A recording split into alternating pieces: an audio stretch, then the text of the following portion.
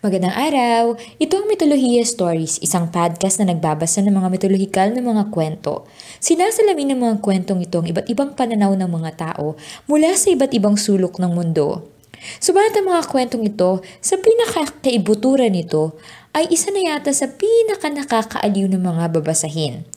Kaya naman relax, ngumiti tayo, at umpisahan nating basahin ang ating mga kwento. Ang ating kwento ay nagmula sa librong Philippine Folktales na binuo ni Mabel Cook Cole. Inilimbag ito noong 1960 ng A.C. McClarkin Company sa Chicago. Ang pinaghanguang materyales ay may bukas na lisensya sa ilalim ng Project Gutenberg kung saan libreng mababasa ang libro. Upang pakinggan ang kwentong ito sa wikang Ingles, pakinggan ang naunang podcast. Ang saling babasahin ay sinulat ni Herbel Santiago kung saan reserbado ang lahat ng karapatan. Ang kwentong ito ay nagmula sa tribo ng mga Tiguan. Ang tribong Tiguan ay mga katutubo na nakatira sa mga bulubunduking rehiyon ng Timog Kanlurang Luzon.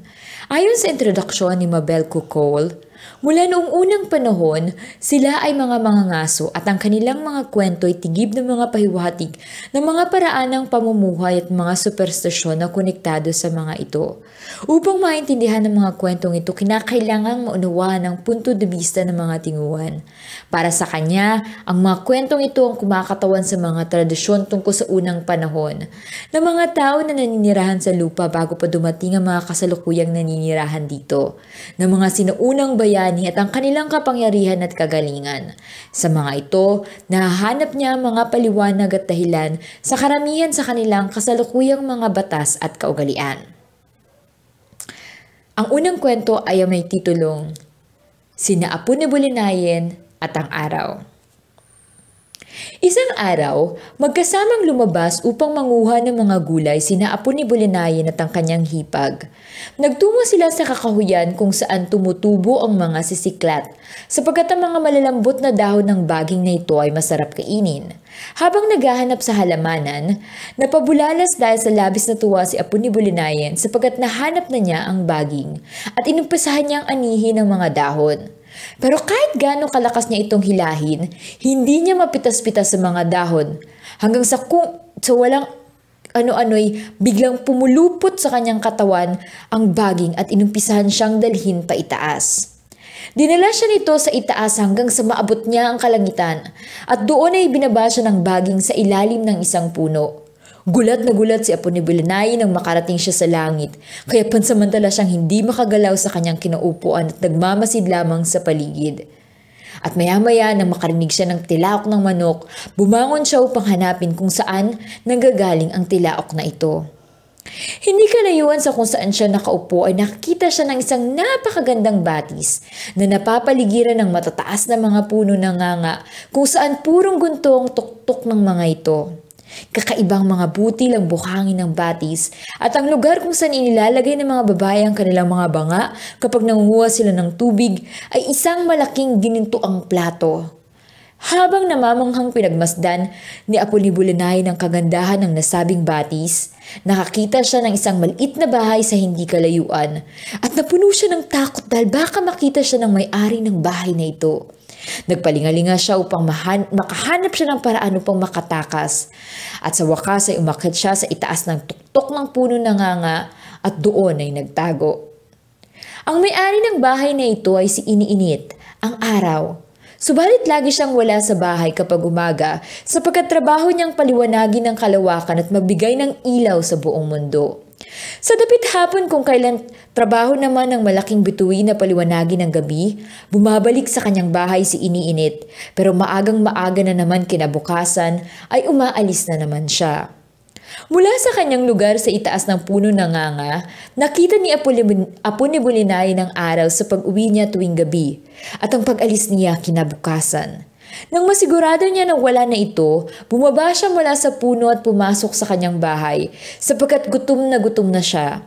Nagluto siya ng kanin at sa loob ng kumukulong tubig ay naghulog siya ng kahoy na biglang naging isda. Kaya naman nagkaroon siya ng lahat ng nais niyang kainin. Nang hindi na siya gutom, nahiga siya sa kama upang matulog.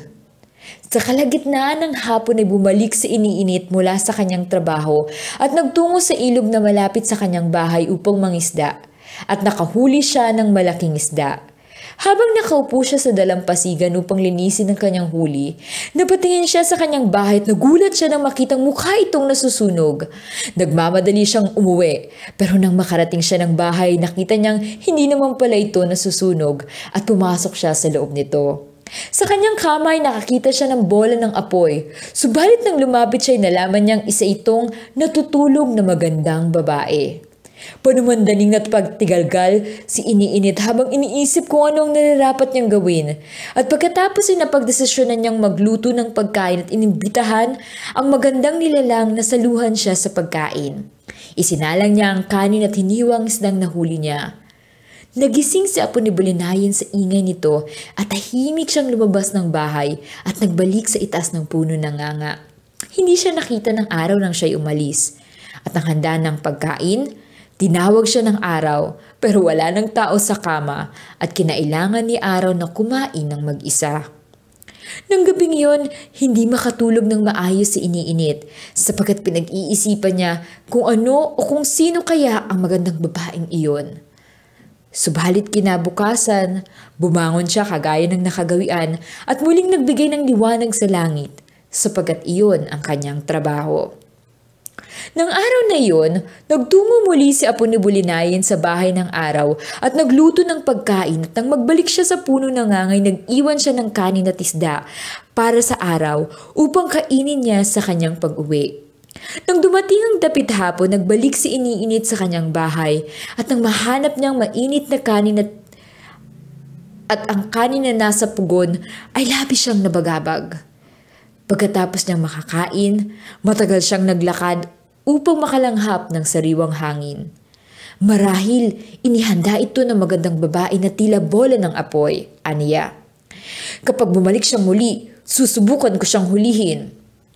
Kinabukasan, nagbigay muli ng liwanag si araw tulad ng dati at nang dumating na ang dapit hapon ay tinawag niya ang malaking bituin upang magmadali sa paghalili sa kanyang pwesto sapagkat nagmamadali siyang makauwi. Habang lumalapit siya sa bahay, nakitang muli niya na tila nasusunog ito. Tahimik siyang umakyat ng hagdan at nang makarating siya sa itaas ay nagmamadali niyang isinara ang pinto. Si Apo ni Bulinayan na kasalukuyang nagluluto ng kanin ay nagulat at nagalit na nahuli siya nito. Pero hinandugan siya ng araw ng nganga na purong ginto at magkasama silang ngumuya at nagpalitan ng pangalan.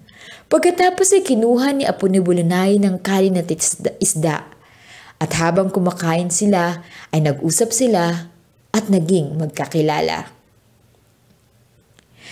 Makalipas ang ilang panahon, ikinasal sina Apo ni Bulinayan at ang araw at araw-araw ay gumigising ang araw upang magbigay liwanag sa langit. At sa kanyang pag-uwi sa gabi ay lagi niyang naaabutan ng kanyang hapunan na handa na sa kanyang pagdating. Subalit nag-umpisa siyang mabahala upang malaman kung saan nagkagaling ang pagkain. Sapagkat sa kabila ng pagdadala niya ng maayos na isda gabi-gabi, inaayawan ni Apo ni Bulinayan na lutuin ang mga ito.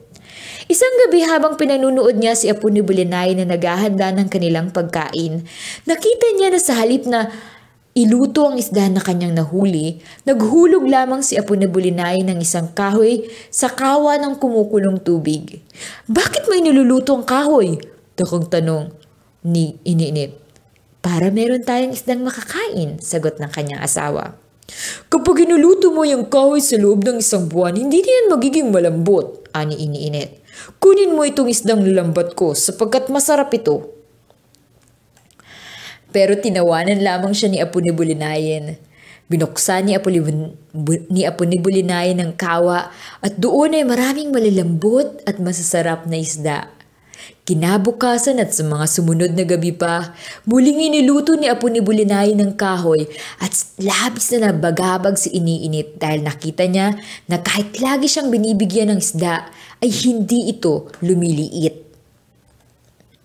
Sa wakas ay tinanong niyang muli si Apo ni Bulinayan kung bakit iniluluto niya ang kahoy sa halip ng isda at sinagot siya nito ng, "Hindi mo ba alam ang tungkol sa babae mula sa lupa na may kapangyarihang baguhin ng mga bagay-bagay?"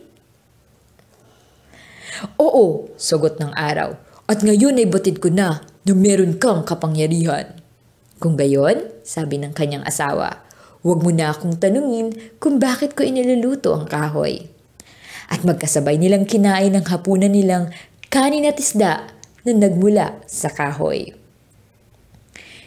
Isang gabi matapos nito, sinabihan ni Apo ni Bulinay ng kanyang asawa na nais niyang sumama rito kinabukasan kapag nagbigay liwanag na siya sa langit. Oh, hindi maaari, ani ng araw, sapagkat napakainit doon at hindi mo makakayanan ng init. Magdadala tayo ng maraming kumot at unan, sabi ng babae. At kapag naging sobrang init, magtatago ako sa mga ito. Mulit-muli ay pinakausapan siya ni Iniinit na huwag sumama, pero't mulit-muli ay pinagpipilitan niya na sumama sa araw. At maagang-maagang nga isang umaga ay naglakbay silang dalawa. Dala-dala nila ang maraming mga kumot at unan. Sa umpisa, nagtungo sila sa silangan at pagdating niya ay nagumpisang magliwanag ang araw at kasama niya si Apo ni Bulinayin. Naglakbay sila patungo sa kanluran at nang matapos na ang umaga at dumating ang katanghalian at nang marating nila ang kalagitnaan ng langit, init na init si Apo ni Bulinayin na nalusaw siya at naging langis. Pagkatapos ay nilagay siya ni Iniinit sa isang bote at pinalit ng mga kumot at unan at inihulog pababa sa lupa. Isa sa mga kababaihan mula sa bayan ni Apo ni Bulinay ng kasalukuyang nasa batis upang manguha ng tubig nang may marinig siyang bagay na nalaglag malapit sa kanya. Nang tinignan niya ito, nakakita siya ng isang balot ng magandang kumot at unan at unti-unti niya itong binuksan at sa loob ay nahanap niya ang pinakamagandang babae na kanyang nakita. Natakot siya sa kanyang natagpuan at nagmamadali siyang tumakbo pabalik sa kanyang bayan at tinawag niya ang mga tao at sinabihan sila na magtungo sa batis.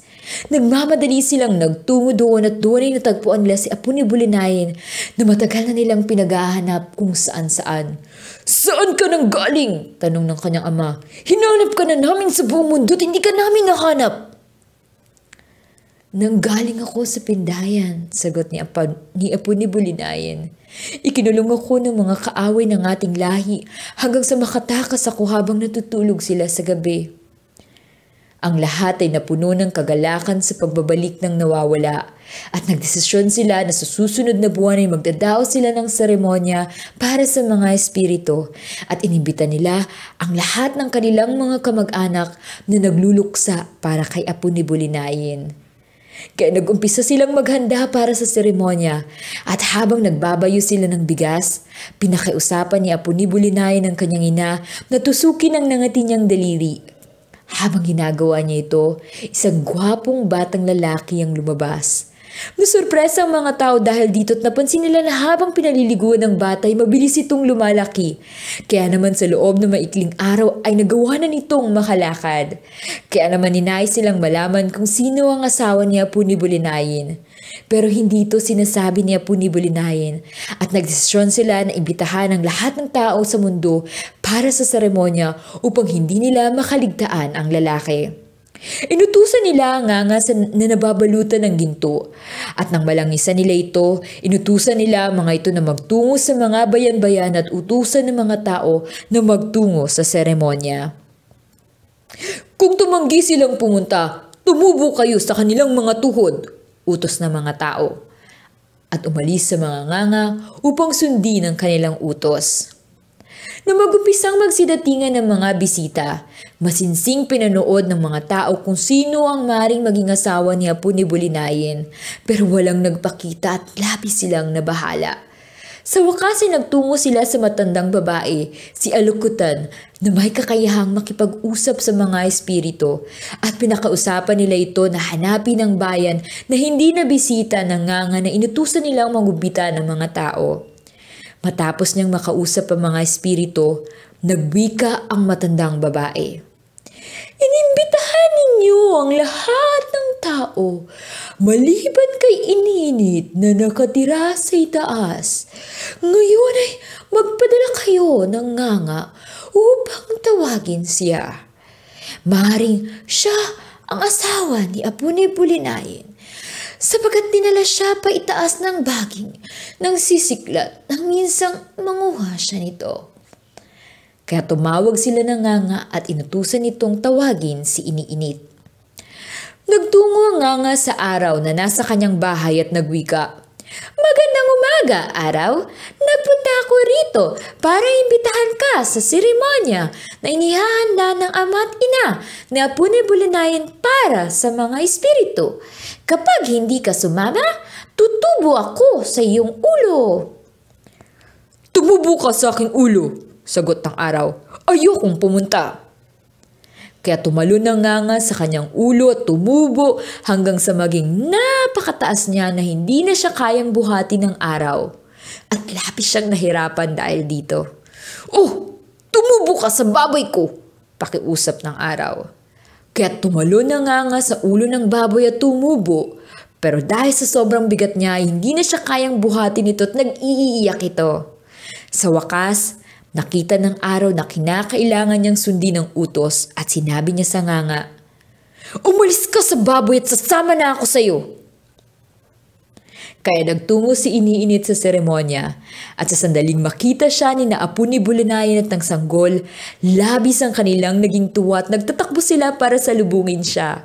Kaya nalaman ng mga tao na ito ang asawa ni Apo ni Bulinayin at sabik silang naghintay na lumapit ito upang batiin sila. Pero na makalapit siya, nakita nila na hindi siya naglalakad dahil bilog siya. At nang makita nila na hindi siya tao kung hindi isang malaking bato, nagalit ang lahat ng kanyang mga kamag-anak nang malaman na nagpakasal si Apo ni Bulinayin sa isang malaking bato. At intusan nila siya na tanggalin ang lahat ng kanyang mga kwintas at ang kanyang magagandang damit dahil ayon sa kanila, nararapat na siyang magsuot ng lumang damit at tumira kasama ng bato. Kaya isinuot ni Apo ni Bulinayin ang basahan na dinala nila sa kanya at nagbalik kasama ng bato patungo sa kanyang tahanan. Pero pagdating nila doon ay nagbalik ito sa anyo ng isang gwapong lalaki at naging masayang masaya sila. "Isang buwan," sabi ng araw, "magsasagawa tayo ng seremonya para sa mga espiritu at babayaran ko ang iyong ama at ina ng dote para sa iyo." Labis itong ikinatuwa ni Apo ni Bulinayin at gumamit sila ng mahika upang magkaroon sila ng maraming kapitbahay na dumating upang magbayo ng bigas para sa kanila at upang magtayo ng isang malaking bahay ng mga espiritu. At pagkatapos ay pinadala nila ang nilang isang nganga upang tawagan ang kanilang mga kamag-anak sa seremonya. Ayaw magtungo ng tatay ni Apo ni Bulinayin pero nagbanta ang nganga na tutubo sa kaniyang tuhod kapag hindi siya sumama. Kaya inutusan niya ang lahat ng mga tao sa bayan na hugasan ang kanilang mga buhok at kanilang mga damit. At ang handa na ang lahat ay nagtungo sila sa bahay ng araw. Nang marating nila ang bahay, labis silang nasurpresa na makita na ang bato ay naging tao at ngumuya sila ng mahiwagang nganga para makita kung sino siya. Natuklasan nila na siya ang anak na mag-asawang nagmula sa bayan ni Apo ni Bulinayin at natuwa ang lahat ng mga tao dahil natagpuan na ng mag-asawa ang kanilang anak na akala nilang nawawala. Pinangalanan nila siyang Apo ni Tulaw at binayaran ng kanyang mga magulang ang dote ng kanyang asawa. At napuno ng makasyam na beses ang tahanan ng mga espiritu ng mahahalagang mga banga. Pagkatapos noon, ang lahat ay nagsayawan at nagsaya sa ilalim ng buwan at nang bumalik ang mga ito sa kanilang mga bahay, sumama sina Iniinit at ang kanyang asawa para manirahan na sa lupa. Muli po, yan ang kwentong si Apo ni Bulinayin at ang araw. Muli, ang kwentong ito ay nagmula sa librong Philippine Folktales na binuo ni Mabel Cole. Matatagpuan o mababasa ang pinaghanguang materyales sa ilalim ng Project Gutenberg kung saan libreng mababasang libro. Inilagay ko po sa ibaba ng description yung link yung kung saan pwedeng mabasa yung libro. Upang pakinggan ang kwento sa wikang Ingles, pwede po rin yung pakinggan yung naunang podcast dito, the English version of this story. Ang saling binasa kanina ay isinulat ni Herbal Santiago. Ako po yun. At reserbado ang lahat ng karapatan. Maraming salamat sa pakikinig sa Mythologia Stories, ang podcast na nagbabasa ng mga mythological na kwento. For more of these stories, please subscribe. Paalam!